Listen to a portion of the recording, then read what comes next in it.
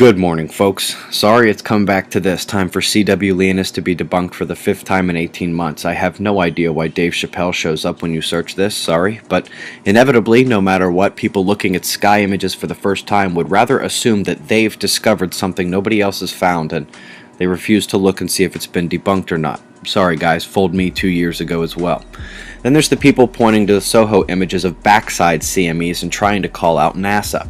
Now, NASA said there would be no killer solar flare, and then they stated that the Earth-facing solar side was quiet. I told you the same thing. But a few people who have no clue what they are talking about point to these moderate-sized backside eruptions and start screaming to high hell. Sometimes I don't think this community will ever be taken seriously. Apologies, I'm just frustrated thinking out loud. You know who you are. Off to Indonesia, where the Rokatenda volcano erupted again. It has been an active year there. Landslide in the American Samoa Islands after days of Cyclone Evan last week, and a 6.8 not far away in Vanuatu yesterday. Not exactly the world ender some predicted, but it does match our quake watch quite nicely. Also had a nuclear plant shut down in Sweden for the second time in a few months due to a seawater leak. The weather in northeastern Europe is brutal as this large blue low-pressure system brought counterclockwise helical cloud motion and stirred moisture onto the UK, causing major flooding. More is expected. Look at Draco spinning his way across the United States. If you will allow me a quick weather share, it sucked. I can't imagine how cold and snowy it is north of me, but I've posted an article for a start.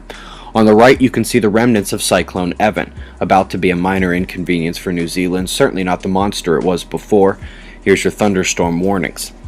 Yesterday, I showed you how the solar wind dictates the metrics derived from our electromagnetic interface with the solar system. The cutoff in readings is due to a significant and lasting drop in the speed of the solar wind, confirmed by both SOHO and ACE telemetry.